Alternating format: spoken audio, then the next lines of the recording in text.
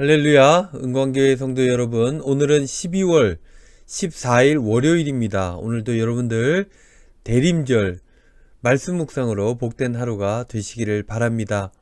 여러분, 주일날 광고 말씀 드렸지만 지난주 금요일에 우리 교회가 장기동 주민센터를 찾았습니다.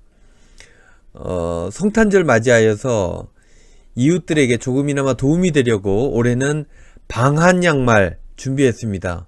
작년에는요, 온누리 상품권을 준비하기도 했었습니다. 사회선교부 행사인데요, 재정부장이신 송창동 장로님께서 교회를 대표해서 다녀오셨습니다. 여러분, 사진 한번 볼까요? 하나님은 사랑이시라는 말씀도 적혀 있습니다. 비록 작고 적은 손길이지만 앞으로 조금씩 마음의 크기와 물질의 크기를 늘려가야 할 것입니다. 우리가 이제 건축이 되어서 이사를 가게 되면 좀 더 구체적으로 지역 주민들을 위한 교회가 되기 위해서 더 연구하고 더 노력해야 할 것입니다. 헌신하는 우리 은광교회를 위해서 여러분들 계속해서 기도해 주시기를 바랍니다. 자, 이제 말씀 묵상 시작합니다. 오늘 묵상의 제목은요, 가난한 자의 집으로 라는 제목입니다. 오늘의 인물은요, 마리아입니다. 마리아 중에서도 베다니의 마리아, 값비싼 향유를 예수님께 부은 여인으로 알려져 있죠. 함께 나눌 성경 말씀은 신약성경 마가복음 14장 9절 말씀입니다. 개역 개정입니다. 내가 진실로 너희에게 이르노니 온 천하에 어디서든지 복음이 전파되는 곳에는 이 여자가 행한 일도 말하여 그를 기억하리라 하시니라. 아멘. 묵상입니다. 복음서에 보면 값비싼 향유를 예수님께 부어드린 이야기가 나오죠. 누가 향유를 예수님께 부어드린 것일까? 많은 사람들은 그 여인이 막달라 마리아라고 생각을 합니다. 찬송가의 가사 때문입니다. 찬송가에 보면 이런 내용이 있죠. 값비싼 향유를 주께 드리 막달라 마리아 본받아서. 그래서 향유를 부은 여인은 막달라 마리아다 라고 사람들은 생각합니다. 그런데요, 사복음서를 살펴보면 막달라 마리아라고 하는 부분이 실제로 나오지 않습니다. 마가복음을 찾아봤습니다. 14장 3절 말씀에 보면 예수께서 베다니 나병 환자 시몬의 집에 식사하실 때에 한 여자가 매우 값진 향유 곧 순전한 나드 한 옥합을 가지고 와서 그 옥합을 깨뜨려 예수의 머리에 부으니 라고 기록되어져 있습니다. 베다니 나병 환자 시몬의 집에서 말이죠. 그리고 마태복음 26장 6절로 7절 말씀을 보면요, 예수께서 베다니 나병 환자 시몬의 집에 계실 때에 한 여자가 매우 귀한 향유 한 옥합을 가지고 나와서 식사하시는 예수의 머리에 부으니. 이렇듯 마태, 마가는 그냥 한 여인이다 이렇게 기록을 했습니다. 또 요한복음을 찾아봤습니다. 요한복음 12장 1절 3절에는 이렇게 기록하고 있습니다. 6월절 엿새 전에 예수께서 베다니에 이르시니, 이곳은 예수께서 죽은 자 가운데서 살리신 나사로가 있는 곳이라. 거기서 예수를 위하여 잔치할새 마르다는 일을 하고 나사로는 예수와 함께 앉은 자 중에 있더라. 마리아는 지극히 비싼 향유 곧 순전한 나드 한 근을 가져다가 예수의 발에 붓고 자기 머리털로 그의 발을 닦으니 향유 냄새가 집에 가득하더라. 역시 이곳에는 베다니의 마리아라고 기록하고 있습니다.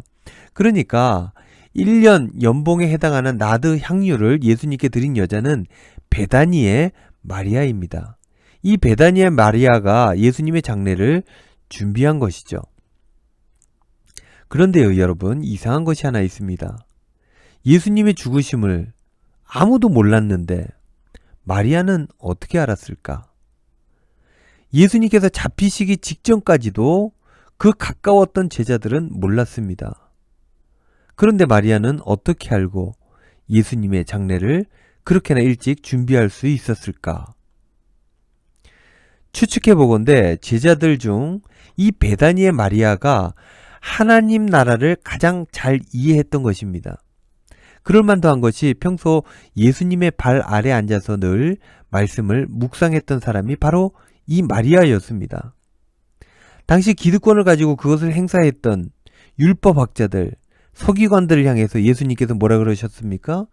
외식하는 자들아 라고 말씀하셨고, 유다의 중심이었던 예루살렘 성전을 두고 강도의 소굴이다 라고 꽤나 예수님께서는 심한 말씀을 하셨습니다. 이런 모습들을 옆에서 지켜보면서 마리아는 예수님의 죽음을 이미 충분히 예상하고 있었던 것입니다. 이미 눈물로 준비한 스승의 죽음이었기 때문에 마리아는 골고다까지 따라갈 수 있었던 것입니다. 이후 부활하신 예수님을 만난 마리아, 이 마리아 이후의 삶은 어땠을까? 이 부분은 전설만 남아있을 뿐 역사적 근거가 확실한 이야기는 우리에게 전해지지 않고 있습니다. 그래서 상상을 해보면 아마도 마리아가 자신의 고향이었던 베다니로 돌아갔을 것 같습니다. 베다니라는 동네의 이름, 이것은 바로 가난한 자의 집이라는 뜻을 가지고 있습니다. 화려한 수도, 번영과 권력의 상징 예루살렘, 그 예루살렘에서 불과 2km, 3km밖에 떨어져 있지 않지만 베다니의 삶은 도시의 하수구와 같았던 것이죠. 도시에서 푼돈을 벌기 위해서 예루살렘 안으로 드나드는 그런 사람들이 살던 마을이었으니까 말입니다.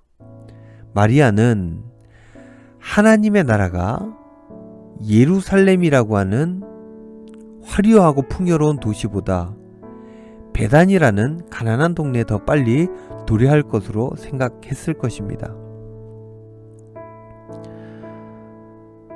우리는 대림절 다시 오실 예수님을 기다리고 있습니다. 어디에서 기다려야 할까? 화려하고 풍요롭고 편안한 곳은 아닐 것이다 라는 생각이 베다니 마리아를 통해서 들게 되는 것입니다. 오늘도 예수님 오실 만한 동네에서 예수님을 기다리며 그 예수님을 향한 마음으로 행복한 삶을 살아가시는 저와 여러분들 되시기를 바랍니다. 기도하겠습니다. 주님, 가난한 이들과 함께 울고 웃으셨던, 그렇게 사셨던 예수님을 기억합니다.